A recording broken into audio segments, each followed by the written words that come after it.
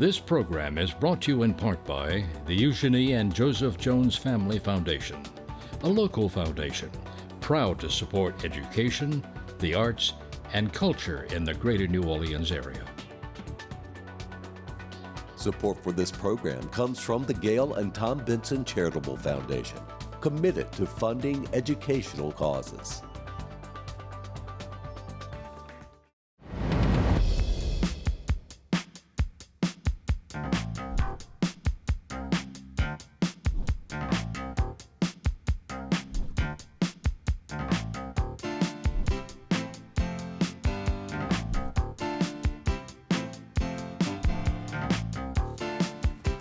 Hello, I'm Marcia Kavanaugh. Thanks so much for joining us.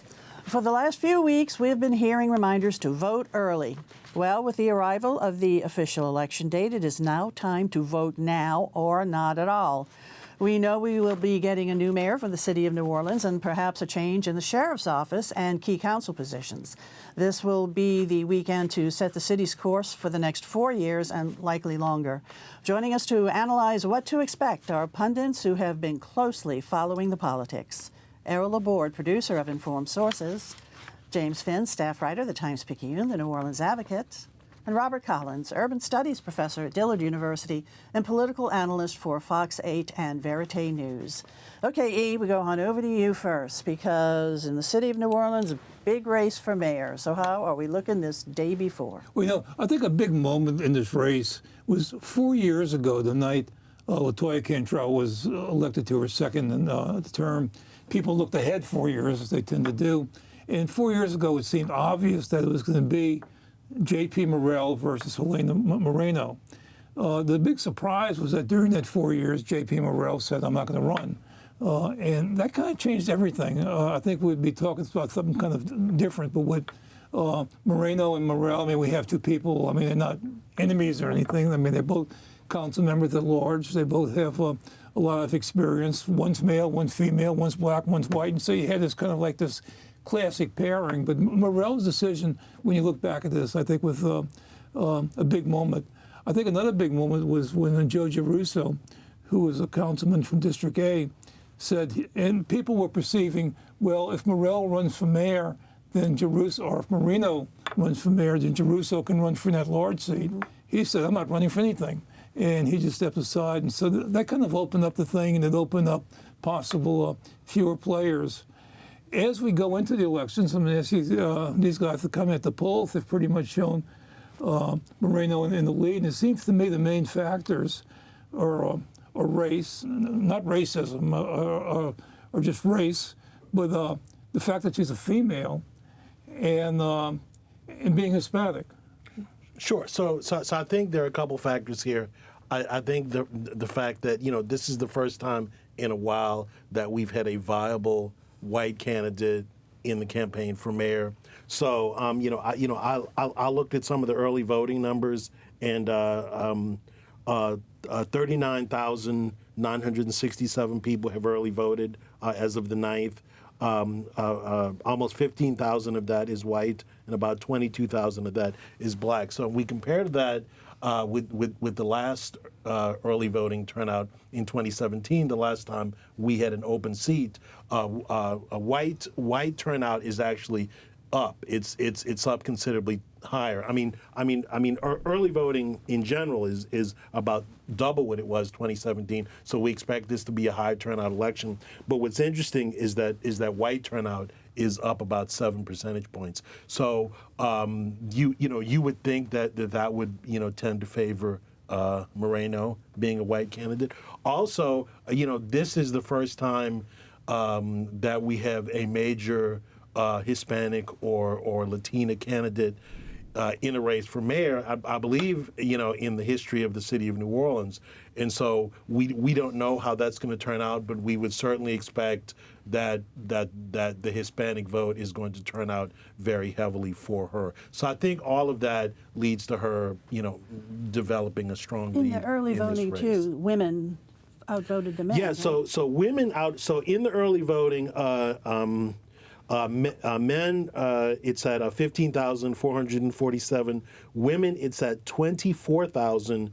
476. So women outvoted men by a very large number, basically by about 10,000 votes. So that shows you that women are turning out in large numbers for this They've election. become a major political force in the last few elections. And when you're trying to interpret elections, I mean, you got to look at the women vote. Oh, absolutely. I mean, not just in New Orleans, but statewide, nationally. No, because women have been out turning men for a while now, and so but I don't recall seeing this sort of disparity. So it's going to be it could be could give us a historic result. So how about black women voters? Are they more driven by gender or by race? Well, that's a good question. I think it depends on the race. It depends on the particular campaign, and I think it depends on the candidate. In the presidential election, I think it was both, obviously, because you had a black female. Now, in the case of Moreno, I believe it's more about gender. And you see just both in the polling. And just what you see in the community, she has received very strong support. Moreno has received very strong support from black females. So I think in that case, in the case of Moreno, it's more a matter of gender than it is race. So Moreno, of course, has been leading in the polls, and then there's Oliver Thomas and Royce Duplessis who've been, sort of switching places over the course of polling over these weeks. Are we still anticipating a potential for a primary win? Sure. We don't know what's going to happen. I mean, we know it's going to be close. She's in the last three public polls, her range has been between 47% and 51%, and the range of the undecideds is between 15 and 20%. So anything could happen on election night. It's going to be close though. So we know she's going to run first. We know she's going to get very close to 50%. There's going to be a lot of suspense. She could get over 50% early in the evening, or it could go down to the wire. Right. But yes, it's either one, her winning in the primary or her coming very close and just missing it. Either one of those alternatives are viable alternatives, could happen on election night. But if she just misses it, I think the runoff possibilities are pretty much lopsided in her favor, though. Sure, because then she would tend to get all of the undecideds that are left, and she would tend to pick up. See, we're assuming that whichever candidate doesn't make the runoff, whether it's Thomas or Duplessis, people assume that they would immediately become anti-Moreno voters and get behind whoever is in the runoff with her. But history proves that that's not true. In all likelihood, that vote would probably fracture, and probably half of it would go to Moreno and roughly half of it would go to whoever her challenger is, which means that she would probably win by a very large majority in the runoff. Now, there still has been a pretty large segment who have said they're undecided.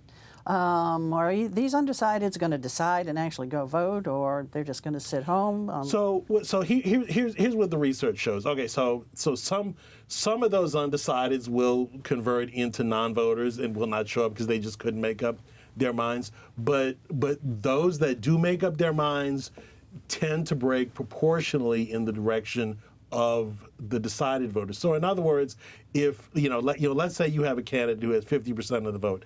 Let's say you have 20% undecided. Okay, of that 20% undecided, let's say 10% drops off and becomes non-voters and just doesn't decide. That still leaves you 10% that's going to vote. Of that 10% that votes, about half of that is going to break proportionally. So if Moreno were to get just 5% of that, that would put her over 50%, and it would put her over 50% pretty comfortably. One thing, when the undecideds decide to decide, they're not going to look at the bottom of the ballot. They're going to look at the top of the ballot. Yeah. Because they say, well, look, if I'm going to do this, I want to vote for a winner. Yeah. You want to come out on the side of the winner. So there's no question. Moreno is sitting very comfortably right now. Well, I would guess all of the campaigns are really organizing a massive get out the vote push for tomorrow. Yeah, and that's going to be the key. Does Thomas, does Duplessis, do they have enough get out the vote street people that are going to be out there knocking on doors, driving people to the polls to be able to get to basically be able to outperform what the polling is saying right now, to get their people to the polls and to to be able to catch her, to be able to hold her below 50%.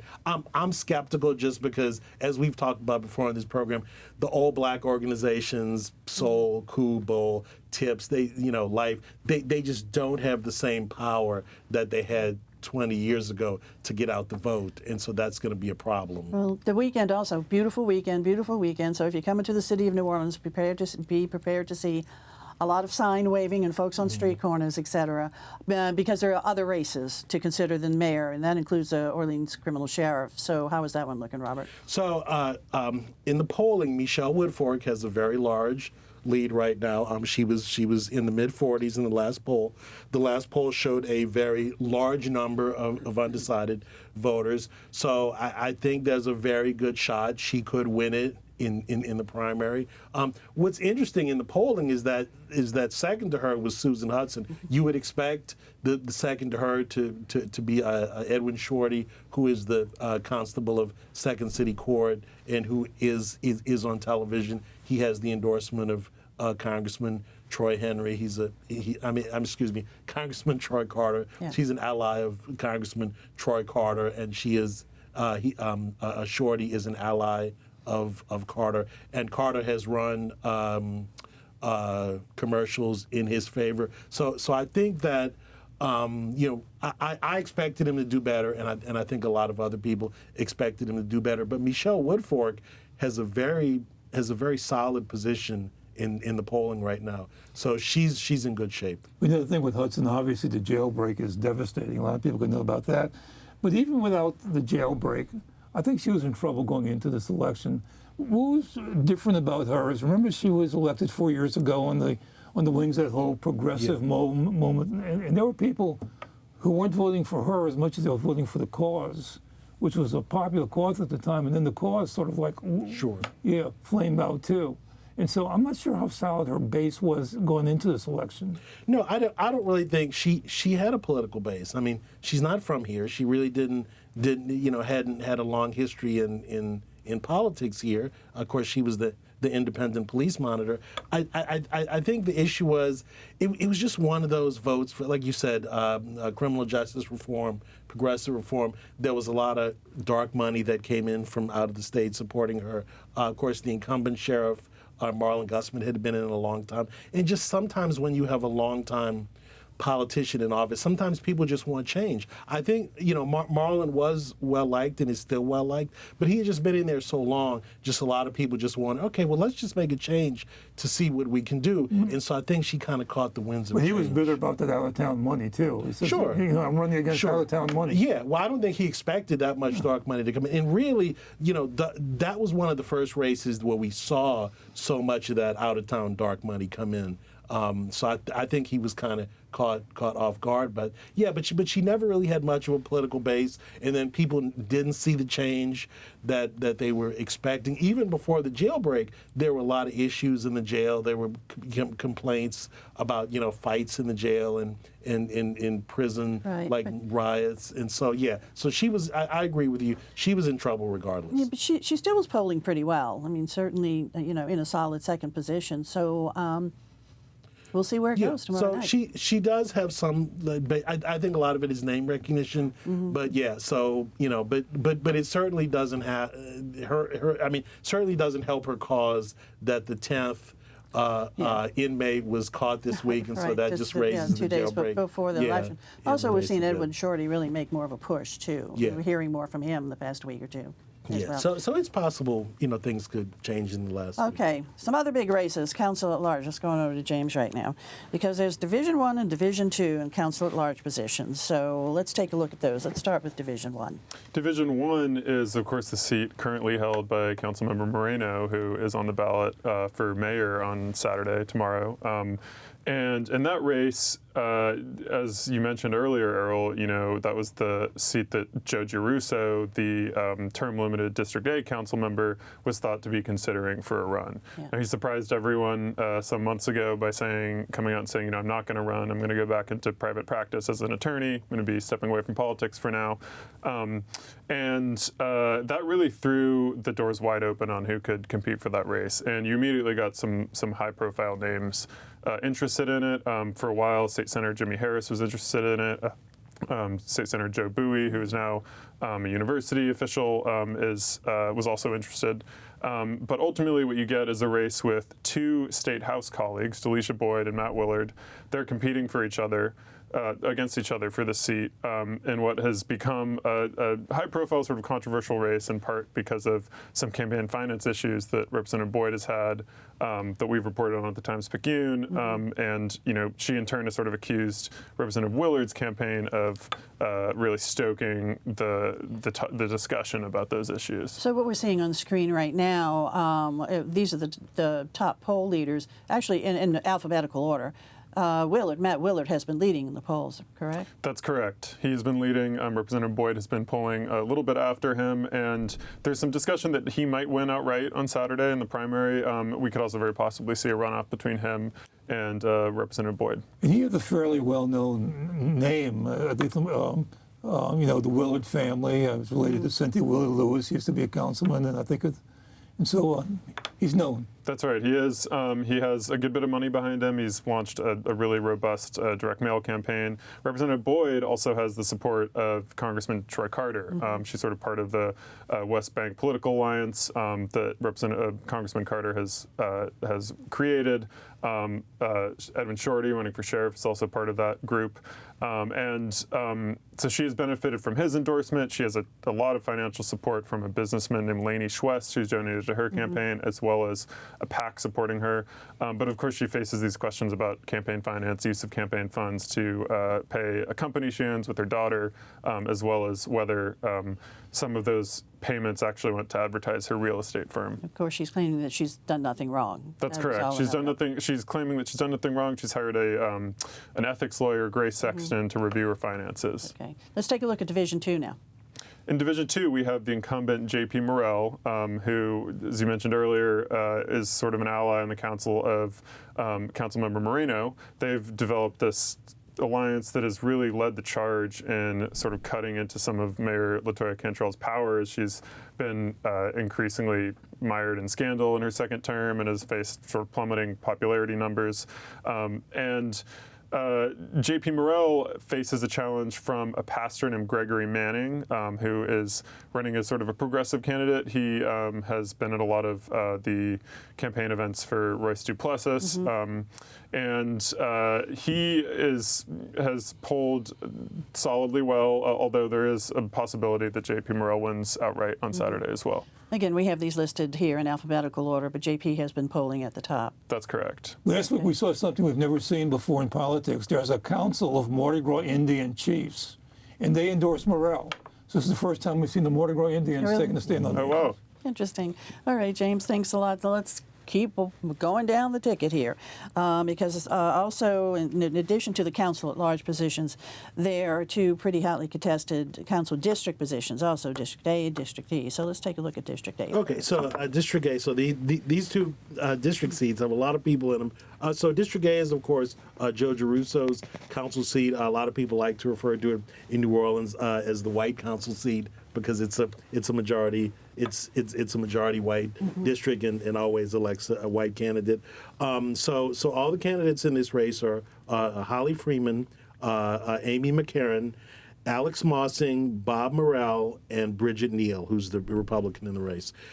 So the early polling, there was a poll in this race, and the early polling shows that Friedman leading with 16%, McCarron at 11%. We do expect a runoff in this race. In fact, I'm like 99.9% sure there's going to be a runoff in this race. Now, what's interesting here is that both McCarron and Friedman are former staff members to Councilman Joe Giarrusso. So they're two former council members. So he has not taken a side in this race since he has two of his former staffers running against one another. Holly Freeman, for the past few years, has worked in the district attorney's office.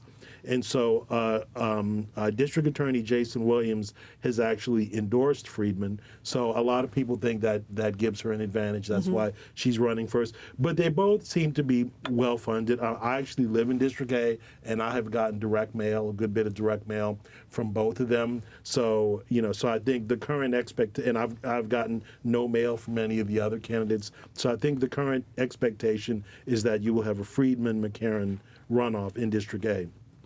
Okay, now District E. District E is, of course, currently Oliver Thomas's seat, and he's vacating it to run for mayor. Again, very wide field here.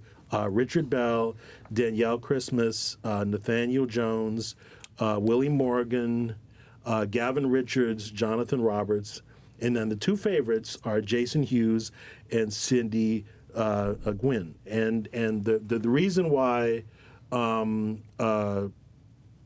Hughes and Gwynn are favorite. The reason why Hughes and Gwynn and Wynn are favorites is because Cindy Wynn is a former city council member. She was the city council member that Oliver Thomas beat to currently take the seat. So she was the incumbent before him. So Cindy Wynn says basically she's running for re-election. She looks at it as a re-election campaign.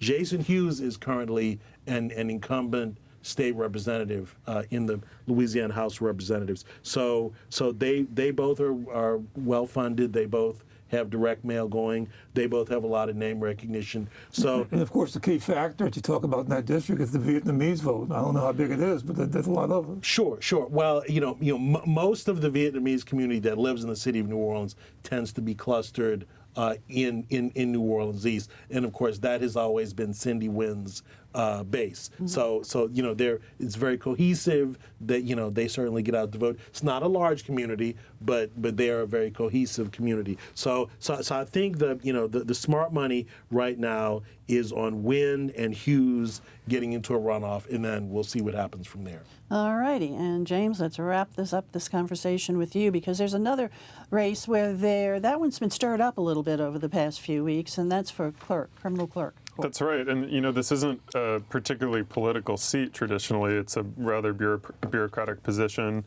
The criminal court clerk in New Orleans is tasked, of course, with running the criminal record system, but also with running elections. Two things that don't always engender super intense politics. But in the case of this race, suddenly you saw a real stiff challenge to the longtime incumbent, Darren Lombard, from a man named Calvin Duncan, who was a formerly incarcerated person at Angola, and he was wrongly convicted of murder, had his conviction vacated in 2021. And Mr. Lombard has launched a number of attacks at Calvin Duncan the last couple weeks, accusing him of lying about his exoneration, saying that he wasn't actually cleared of murder and wasn't proven to be innocent. That, according to lawyers that we spoke with, is pretty demonstrably untrue. Every attorney who's reviewed his case, who I've spoken with, aside from Sir Lombard's attorney and Attorney General Liz Murrell, say that that his record shows that his conviction was vacated and he was fully cleared. It's created a huge sort of political fight in the race and has brought a lot of focus on it heading into the primary tomorrow. Polling in the race there hasn't been a lot of polling circulated, so it's unclear exactly how it's going to go. But Calvin Duncan has really outraised the incumbent, Darren Lombard, on the fundraising circuit. At one point, he had $40,000 to Mr. Lombard's $1,500. So a real sign that in these last weeks, as those attacks flew, the incumbent was feeling some pressure. And there's obviously some money in this campaign from somewhere. I mean, Duncan's had a fairly big television campaign. He has a good deal of support from sort of the progressive groups. Vote and other groups like that have really gotten behind him. And he's run a real grassroots campaign that, as you can see with the discussion around it, has posed a challenge to the incumbent.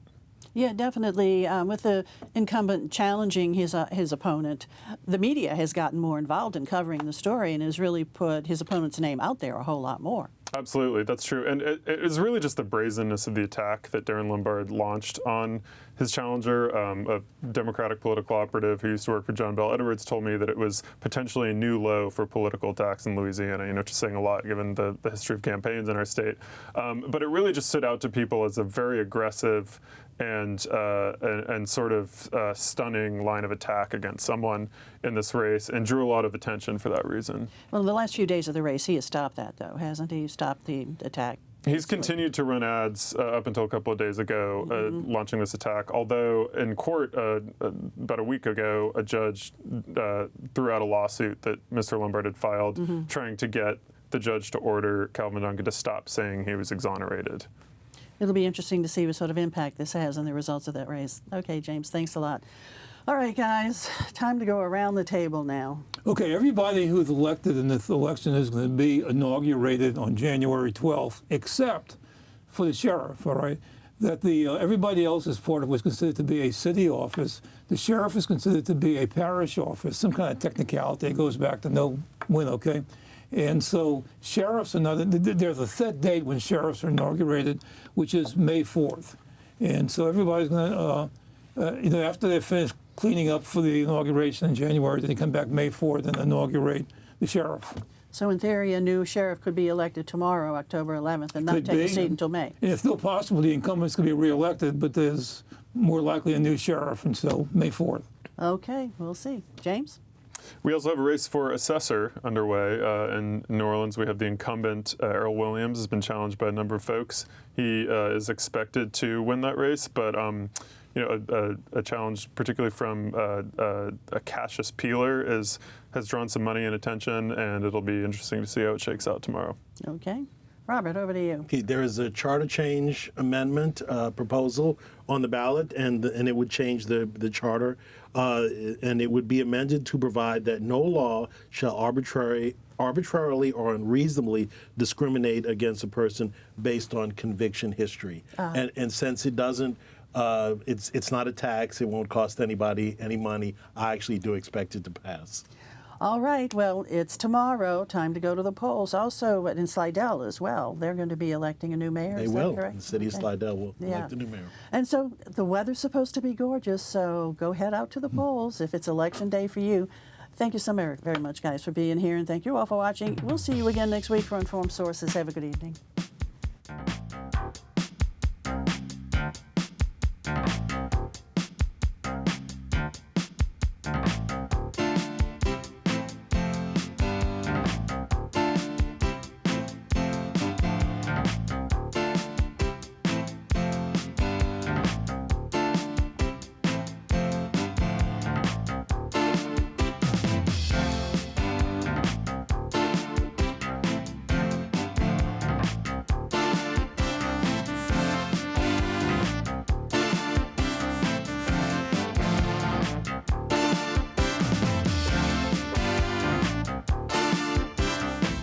Support for this program comes from the Gail and Tom Benson Charitable Foundation, committed to funding educational causes.